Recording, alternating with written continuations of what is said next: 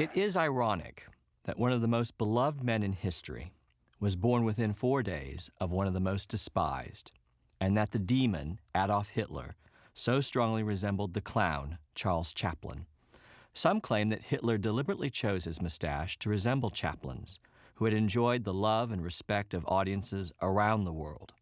Contemporary journalists and cartoonists delighted in pointing out the similarity in appearance between the two men.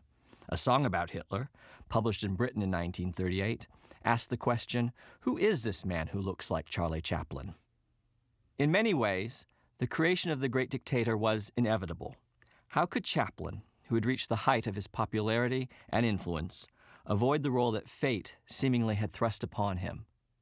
Thus, more than a decade after the motion picture industry had accepted talking pictures as the status quo, the greatest star of the silent film era set out to make his first full dialogue film.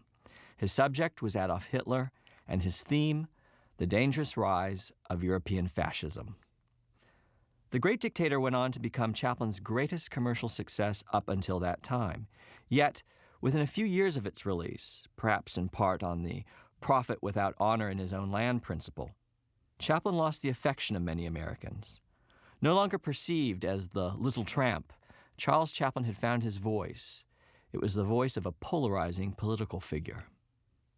Imitators and lookalikes had long been the bane of Charlie Chaplin's film career.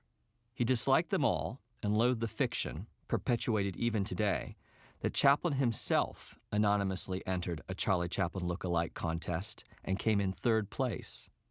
When Chaplin first saw Adolf Hitler, he later confessed to journalist Lillian Ross, "I thought he was copying me, taking advantage of my success. I was that egotistical." More than that, Hitler's rise in popularity was a direct result of the technology that Chaplin had resisted and despised: sound. Now Chaplin would utilize sound to tear his enemy apart. In 1937, Alexander Korda, the British film producer, first suggested to Chaplin that he should portray Hitler on film, based on mistaken identity, Hitler having the same mustache as the tramp. Chaplin could play both characters, Korda suggested. The little tramp was a creature of the silent film, so Chaplin instead created the Jewish barber, who looks very much like his everyman little tramp character. "I made the film for the Jews of the world," Chaplin declared at the time of the film's release. It was assumed that Chaplin must, of course, be Jewish himself. In fact, Chaplin was not Jewish, but after The Great Dictator, he often declined to contradict reports that he was Jewish because he believed that anyone who denies this in respect to himself plays into the hands of anti-Semites. The Great Dictator was more than a daring film. The very undertaking of such a project in a period of appeasement toward Hitler was an act of moral courage unsurpassed in the cinema at that time. Chaplin, along with the Warner Brothers, were virtually alone among the Hollywood elites openly criticizing the Nazis. Anatole Litvak's Confessions of a Nazi Spy, released by Warner Brothers in 1939, is generally regarded as the first overtly anti-Nazi film made by one of the major American studios. The Hollywood studios and producers were reluctant to upset their lucrative German film market with motion pictures critical of Nazi ideology. America was largely isolationist at the time of the film's production. However, one of Chaplin's supporters was none other than President Franklin D. Roosevelt, whom Chaplin had met back in April 1918, when Roosevelt served as Assistant Secretary of the Navy during President Woodrow Wilson's administration. This group photo shows Chaplin with Roosevelt, Douglas Fairbanks, Mary Pickford, Marie Dressler, and others at the launch of the Third Liberty Loan War Bond campaign. It was on this particular campaign that Chaplin was first exposed to mass adulation and making speeches before vast crowds. These experiences proved invaluable to his later understanding Hitler and his haranguing of large crowds. A fascinating letter survives from Jack L. Warner of Warner Brothers, addressed to Chaplin, dated March 23, 1939, in which Warner writes, "Dear Charlie, Ann and I had a very lovely visit with the president last Friday, and during our conversation, the president brought up your picture, The Dictator. He said he hoped you had not put it aside and would make it. President Roosevelt is very keen on seeing it made. If the president of our country is interested in your making the picture, it certainly has merit. Few filmmakers commanded such interest from the highest echelons in government, American or otherwise. Although The Great Dictator is very much a topical film, the barber and the dictator characters draw inspiration from earlier Chaplin comedies. For instance, Chaplin had earlier used the idea of a doppelganger in his 1916 two-reeler The Floorwalker, seen here. Chaplin's famous comedy of the First World War, Shoulder Arms, released just 3 weeks prior to the armistice in 1918, anticipates both the barber as a soldier fighting in the Great War, as well as the dictator in the scenes in which Charlie impersonates a German officer. Chaplin's escaped convict characters from his 1917 two-reeler The Adventurer and 1923 feature-length comedy The Pilgrim foreshadow the look of the barber as he appears in the concentration camp, seen here in a still with Reginald Gardner as Commander Schultz. This photograph depicts an elaborate sequence of Charlie as a barber, cut from his 1919 comedy Sunnyside, that presages scenes of the barber in The Great Dictator. Finally, Chaplin's conceptions of himself in the role of Napoleon Bonaparte, as well as the character of the Duke, a sequence abandoned from his 1931 masterpiece, City Lights, resemble the military look of Hinkle the Dictator. Production on The Great Dictator began on September 9, 1939. The behind-the-scenes still photographs from the production reveal such precious moments as Chaplin playing with Francesca Santoro, who plays the little Jewish girl Aggie, as Chaplin's elder half-brother Sidney looks on. Chaplin is seen here with cinematographer Raleigh Totherow, astride a camera crane. Totherow, who had been Chaplin's chief cameraman since 1916, was relegated to a smaller role on this production, for Chaplin had begun to lose confidence in his work. Instead, Carl Struess would be director of photography. On a technical level, The Great Dictator presented many challenges for Chaplin, including a lengthy pre-production period. The Great Dictator was difficult to make, Chaplin remembered in his autobiography. It involved miniature models and props, which took a year's preparation. Without these devices, it would have cost 5 times as much. For example, this still reveals the rear screen projection used for the airplane sequence. Visual effects intrigued Chaplin, such as small wooden figures that could be moved up and down to evoke large numbers of saluting soldiers. Some of the vast crowd scenes were actually achieved by placing Grape Nuts breakfast cereal on a vibrating tray. Of the people who visited Chaplin during the production of the film, Douglas Fairbanks's visit, while the production was on location on November 15, 1939, was perhaps the most memorable. The two old friends had lunch together, and just as he had over 20 years earlier, when Chaplin had doubts about Shoulder Arms, Fairbanks was an enthusiastic supporter of Chaplin's new film. It was, however, their last meeting. Fairbanks died of a heart attack less than a month after these photos were taken.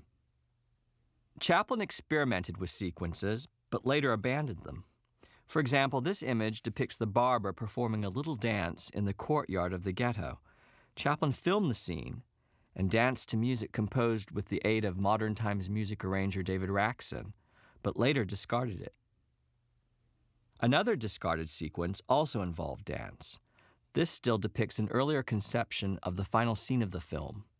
The soldiers drop their weapons and unite in a folk dance. This photograph depicts the dictator's office. The look of the film mirrors real locations and events. Art director J. Russell Spencer was influenced by images of Albert Speer's monumental Reich Chancellery. Similarly, Spencer's economical recreation of the Nuremberg rallies, as Chaplin had studied one such rally in director Leni Riefenstahl's 1935 propaganda film, Triumph of the Will, was admired by even Leni Riefenstahl herself.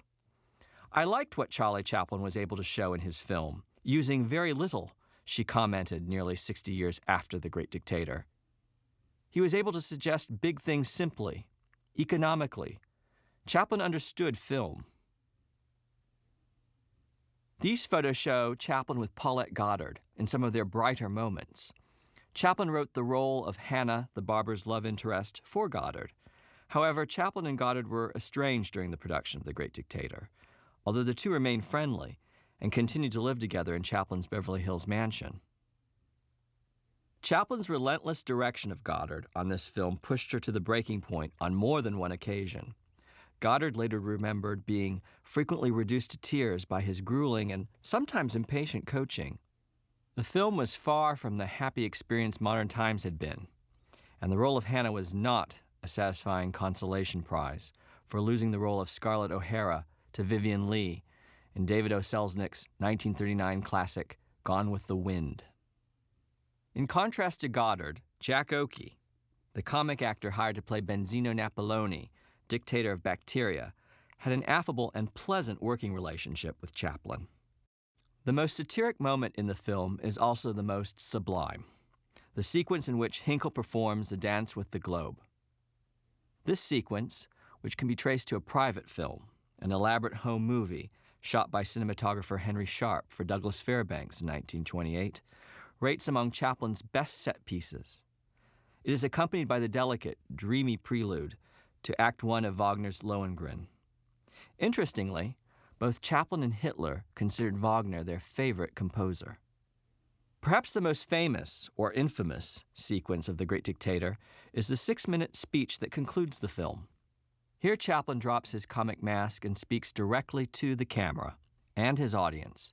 Chaplin calls on the people of the world to rise up against the dictators and unite in peace. Although Chaplin intended a humanitarian message, many critics at the time found the speech evocative of communist rhetoric and ideology. In a 1966 interview with journalist and author Richard Merriman, Chaplin, always a man of the theater, explained the film's ending as a damn good speech, and I liked it as far as I was concerned. I was really most sincere. People think too much and feel too little. I thought this is where one could make a curtain speech. Say, ladies and gentlemen, there's a tragedy going on. That's all I wanted to do metaphorically. Among his surviving papers from the film, Chaplin wrote, "The clown turns into the prophet." Ever prescient, Chaplin's prophetic speech earned him a subpoena before a U.S. Senate subcommittee on war propaganda in September 1941. The popular film had helped to shape public opinion on the war, and Chaplin was now labeled a premature anti-fascist, as depicted in this political cartoon. By the end of the 1940s, Chaplin would be despised by many Americans, The Great Dictator having contributed to his fall from grace. And by 1952, at the height of the McCarthy era, Chaplin would be forced into exile from his adopted home. After main filming was completed, Chaplin was tired of the grind and delegated much of the original music of The Great Dictator to Meredith Willson, best remembered for writing the book, music, and lyrics for the musical The Music Man. The Great Dictator cost Chaplin under $2 million, including print and advertising costs, making it one of his most expensive films. It was an enormous gamble for Chaplin, as the film would not have the international distribution his silent films had enjoyed. However, interest in the production was so intense that Life magazine obtained a photo of Chaplin in costume as the dictator and intended to publish it prior to the film's release without Chaplin's consent. When Chaplin was informed of Life magazine's plans, his attorneys filed suit in U.S. District Court, claiming $1 million in damages and an injunction restraining Life from publishing the Chaplin image. Life attempted to justify its choice by claiming the picture was of national interest. Whereas other filmmakers would have embraced such a terrific publicity boost, Chaplin did not want any images let out before he was ready and under his own terms. Ultimately, world events, driven by the actions of Hitler and the Nazis in Europe, gave Chaplin's film a tremendous sense of expectation. Indeed, with the exception of Gone with the Wind, no other film of the period was met with such anticipation and expectation as The Great Dictator. Chaplin traveled to New York City and was interviewed by members of the press at his suite in the Waldorf Astoria Hotel to discuss his new film. The world premiere of The Great Dictator was held shortly thereafter, on October 15, 1940, in 2 Broadway theaters, the Capitol and Astor theaters simultaneously. The audience of celebrities in attendance was so extraordinary, it was commemorated in a special illustration. The Great Dictator was more than a film. It was a cultural event of enormous importance. Here we see Chaplin doing his Hinkle gesture with Paulette Goddard and Jack Oakey. In this photo, Chaplin is seated with Goddard, Constance Collier, and H.G. Wells. Bosley Crowther, film critic for the New York Times, thought the film was too long and somewhat repetitious. He nevertheless gave the film a very strong review. No event in the history of the screen has ever been anticipated with more hopeful excitement than the premiere of this film. The Great Dictator may not be the finest picture ever made. In fact, it possesses several disappointing shortcomings. But despite them, it turns out to be a truly superb accomplishment by a truly great artist, and, from one point of view, perhaps the most significant film ever produced. The film went on to become Chaplin's highest-grossing film, earning more than $5 million in its original release. Chaplin won the Best Actor prize from the New York Film Critics Circle Awards for The Great Dictator. Insulted that only his work as an actor had been rewarded and not his direction of the film, Chaplin refused the award. He also cited his unwillingness to compete with his fellow actors and questioned the electioneering involved prior to the presentation of the award. The Great Dictator was later nominated for a total of 5 Academy Awards, but failed to win in any of the categories. After the film's original release, and after the end of the Second World War, the film was seen by new audiences who embraced its timeless ideas and original comedy, particularly in the world of animation. Animator Chuck Jones paid homage to Chaplin and the sequence of the barber shaving a patron to classical music, as well as the dueling barber chairs, with his 1950 Bugs Bunny cartoon, Rabbit of Seville. The Great Dictator is one of my favorite Chaplin pictures, remembered Chuck Jones late in life. It's like the old saying, steal from the best. Chaplin was the very best. Mel Brooks acknowledged The Great Dictator as an important influence. Charlie Chaplin was a genius, Brooks exclaimed at the very mention of The Great Dictator, and nearly 70 years after he had first seen Chaplin's film. Chaplin made Hitler look ridiculous. He did it with comedy. That's how you show an emperor has no clothes. I learned the power of comedy from Chaplin. That's how you deal with a monster like Hitler. Dictators don't like to be laughed at. There is some evidence that Hitler actually saw the film. Chaplin was told this by an agent who fled Germany after working in the film division of the Nazi Ministry of Culture.